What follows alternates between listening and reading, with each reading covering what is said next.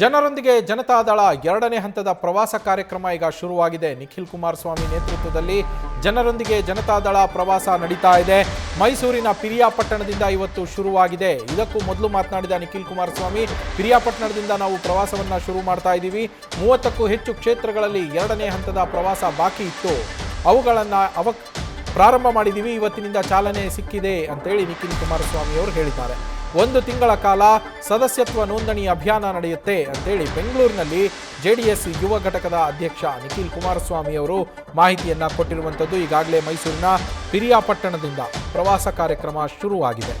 ಎರಡನೇ ಹಂತದ ಜೆಡಿಎಸ್ನ ಜನರೊಂದಿಗೆ ಜನತಾದಳ ಕಾರ್ಯಕ್ರಮ ಇದು.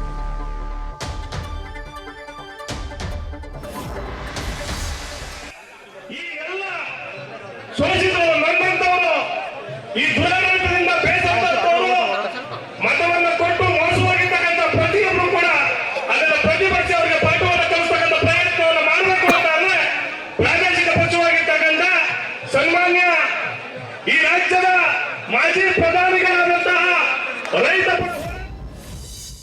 ಇವತ್ತು ಜನರೊಂದಿಗೆ ಜನತಾದಳ ಎರಡನೇ ಹಂತದ ರಾಜ್ಯ ಪ್ರವಾಸ ಇಂದಿನಿಂದ ಚಾಲನೆ ಆಗ್ತಾ ಇದೆ. ಮೈಸೂರು ಜಿಲ್ಲೆಯ ಪಿರಿಯಾಪಟ್ಟಣ ವಿಧಾನಸಭಾ ಕ್ಷೇತ್ರದಿಂದ ಇವತ್ತು ಪ್ರವಾಸವನ್ನು ಕೈಗೆತ್ತಿಕೊಳ್ತಾ ಇದ್ದೇವೆ. ಮಿಕ್ಕಂತ 30ಕ್ಕೂ ಹೆಚ್ಚು ವಿಧಾನಸಭಾ ಕ್ಷೇತ್ರದಲ್ಲಿ ಎರಡನೇ ಹಂತದ ಪ್ರವಾಸ ಏನು ಬಾಕಿ ಉಳಿದಿತ್ತು, ಅವೆಲ್ಲವೂ ಕೂಡ ಇವತ್ತು ಮೈಸೂರಿನಿಂದ ಪ್ರಾರಂಭ ಆಗ್ತಾ ಇದೆ.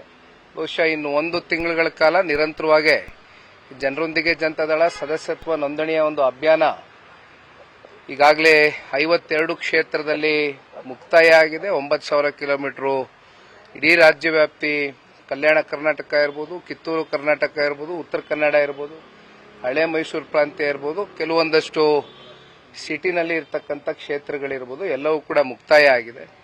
ಇವತ್ತು ಎರಡನೇ ಹಂತದ ಪ್ರವಾಸಕ್ಕೆ ಚಾಲನೆಯನ್ನು ಕೊಡ್ತಾ ಇದ್ದೇವೆ. ನ್ಯೂಸ್ ಫಸ್ಟ್ ನಿರ್ಭೀತಿಯಿಂದ ನಿಮ್ಮ ಪರವಾಗಿ.